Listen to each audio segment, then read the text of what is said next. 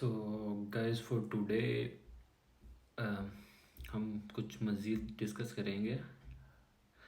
जैसा कि हम अपनी प्रीवियस 2 वीडियोस में पार्ट 1 और पार्ट 2 में हमने जो बेसिक चीज़ें थी, कौन कौन से डॉक्यूमेंट हमें चाहिए होते हैं अगर हम टारगेट कर रहे हैं जर्मन यूनिवर्सिटीज़ को and we want to get admission here.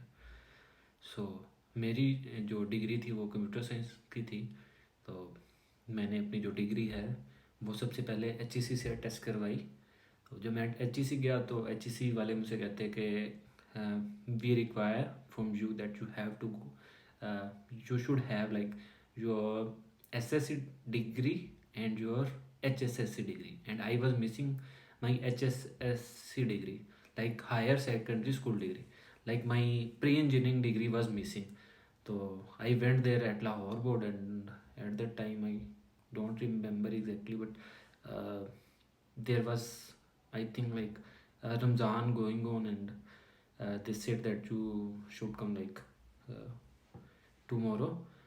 तो मैं फिर उधर से मतलब मैं अपने कॉलेज आया। कॉलेज वालों से आई वॉज थिंकिंग दैट कि मुझे अपने कॉलेज से एक अथॉरिटी लेटर लेना पड़ेगा जिसमें मुझे जो लाहौर बोर्ड है वो मेरी डिग्री इशू करेंगे HSSC की।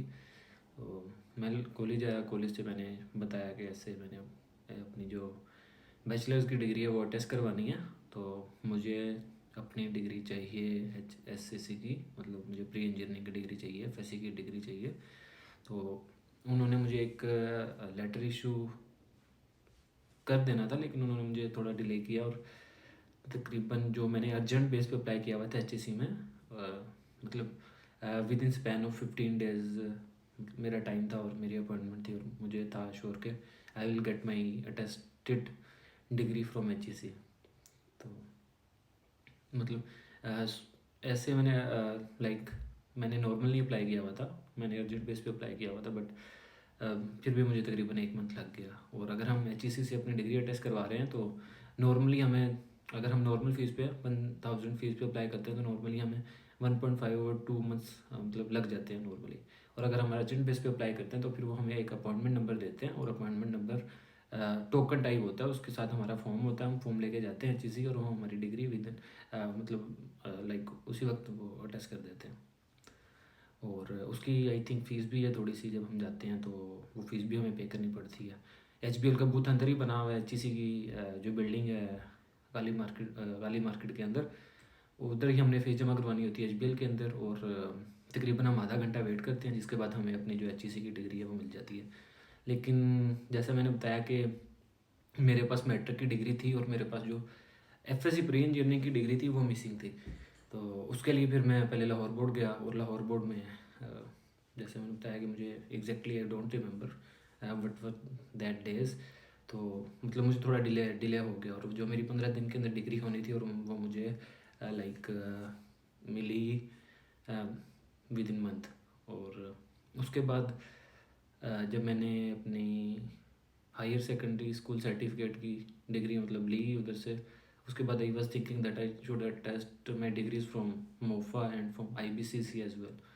तो मतलब 2 दिन मेरे उधर लगे फिर IBCC में, और दो मतलब IBCC में, क्योंकि IBCC में भी ये था कि जब मैं जिन दिनों मैं जा रहा था उन दिनों टोकन होता था, और अगर आप 10 बजे से लेट हो रहे हो तो आपको फिर जो है ना वो आप अपनी जो डिग्रीज हैं वो सबमिट नहीं करवा सकते थे। और मोफा में भी ऐसे ही था, कुछ टाइम होता है, उस टाइम के बाद आप जाते हो तो जो टोकन है वो सारे मतलब डिस्ट्रीब्यूट हो चुके होते हैं, उसके बाद फिर आप अपनी जो डिग्री है वो मतलब जो आप अपना प्रोसेस है वो नहीं करवा सकते हो। तो सबसे पहले हमने क्या किया था, हमने 2 रिकमेंडेशन लेटर्स लिए थे जो हमने अपनी यूनिवर्सिटी से लेने हैं, मतलब हमने जिस यूनिवर्सिटी से हम पढ़े हुए हैं उसके किसी भी 2 प्रोफेसर से हमने रिकमेंडेशन लेटर लिखवा लेने हैं कि this student is willing to study abroad and he is like a good student and efficient in his studies. So ऐसे हमने 2 लेटर्स बनवा लेने और एक मोटिवेशन लेटर लिख लेना हमने। सो मोटिवेशन लेटर के लिए मैं एक नई वीडियो बनाऊंगा, वो आप ज़रूर फॉलो कीजिएगा। तब हमारे पास क्या कितनी चीज़ें हो गई, 2 रिकमेंडेशन लेटर हो गए, एक मोटिवेशन लेटर हो गया, और एक हमारी HEC की डिग्री हो गई। और जब हमने अप्लाई करना है मीनवाइल हमारे पास एक और जो चीज़ है वो मिसिंग हो रही है, वो हमारे पास इंग्लिश प्रोफिशिएंसी लेटर है। जब तक हमारे पास हाइट्स नहीं होता उससे पहले तक हम अपना इंग्लिश प्रोफिशिएंसी लेटर यूज़ कर सकते हैं like with respect to like IITs. लेकिन मैं रिकमेंड करूँगा कि आइट्स आप कर लें पहले। अगर आपने आइट्स किया होगा और आइट्स करके आप अप्लाई करेंगे यूनिवर्सिटीज़ में तो आपके बहुत ज़्यादा चांस होंगे एडमिशन के। तो आपको आइट्स कर लेना चाहिए। और आइट्स में अगर आपका 7 बैंड आ जाए तो बेहतर है, लेकिन 6.5 कोशिश कीजिएगा कि 6.5 नॉट लेस देन 6.5 हो तो, क्योंकि मोस्ट ऑफ यूनिवर्सिटी 6.5 रिक्वायर कर रही होती हैं। और एम्बेसी की रिक्वायरमेंट तो वैसे 6 है, लेकिन आपको 6.5 मतलब कर लेना चाहिए। और फिर हम इसके बाद अप्लाई करते हैं तो दोबारा से एक दफ़ा क्विक रिव्यू कर लेते हैं। 2 रिकमेंडेशन लेटर्स, 1 मोटिवेशन लेटर और हमारी HEC की डिग्री टेस्ट जो हुई है।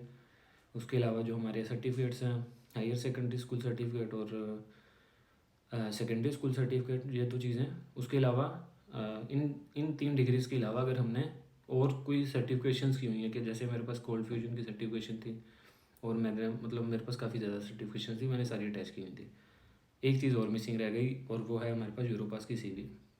तो जब हमने यूनिवर्सिटीज़ में अप्लाई करना है तो हमने यूरोपास की CV क्रिएट कर लेनी है। यूरोपास में मतलब CV जैसे हम नॉर्मल CV क्रिएट करते हैं, तो एक ये टेम्पलेट टाइप है जो यूरोप में चलती है, उसे हम यूरोपास CV कहते हैं। अगर आप कमेंट करेंगे और मुझे कहेंगे कि यूरोपास CV कैसे बनती है तो मैं आपको बता दूंगा कि यूरोपास CV कैसे बनाई जाती है। और दूसरा, अगर आप मोटिवेशनल लेटर के बारे में पूछेंगे तो मैं आपको वो भी बताऊंगा कि मोटिवेशनल लेटर हमने कैसे लिखना है। तो ये हमारे पास डॉक्यूमेंटेशन है जो हमने स्टार्ट में मतलब पूरी करनी है। और जब हमारे पास ये डॉक्यूमेंट मतलब इनको हमने सॉफ्ट कॉपी में अपने लैपटॉप में या सिस्टम में रख लेना और फिर हमने अप्लाई करना स्टार्ट करना। सो आज के लिए यहीं तक।